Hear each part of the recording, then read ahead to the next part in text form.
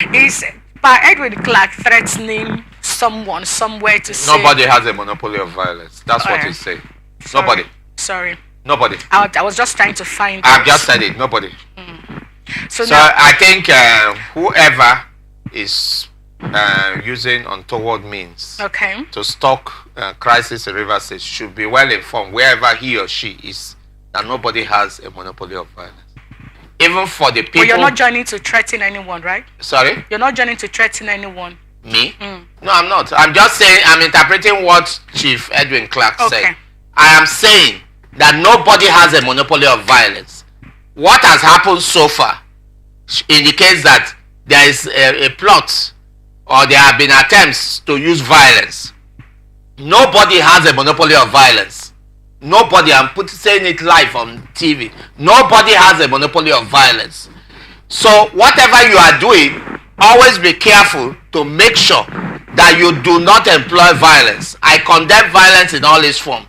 And the other statesman is telling us that if you push people to the wall, no matter how much their peaceful disposition, they might be forced to fight back. And let me warn, constitutionally, legally, jurisprudentially, you are allowed to fight back if there is an attempt to unwittingly take away your rights, take away your properties, take away your commonwealth without due process. That is why it is not for nothing that under our criminal laws, if a felon trespasses onto your property or comes to in an attempt to harm you, you can, in the process of defending that property, harm that felon and if need be kill him, just as if a felon who has committed an offense that can be punishable by about a decade of imprisonment, a decade years of imprisonment or more, is escaping, he or she can be confronted and if need be failed in that process. So it's simple language. He was speaking in parables because he's an elder. I'm talking about Chief Edwin Clark. And it should be clear. Listen, let's get it clear. This idea of one or two persons getting this false assumption that they know, they are the only people who know things about violence is totally false.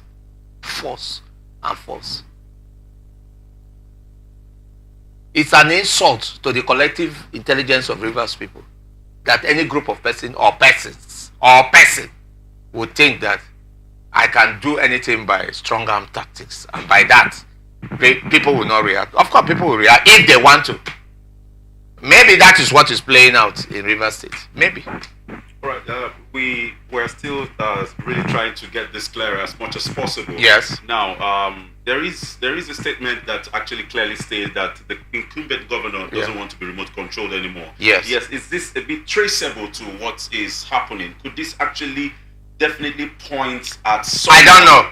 Until the governor is bold enough to tell us and pinpoint from, because he has more information than you and than all of us seated here, because he receives intelligence information. So until he tells us who is involved in his travels, we cannot tell who is remote controlling him or not. But one thing is certain: a governor, when he's in office, is in charge. You can't speculate. We are not market women. You can't speculate. If something is happening to him, it's already in the public domain. If he is protecting the image of the person or persons who are involved, that is his own lookout.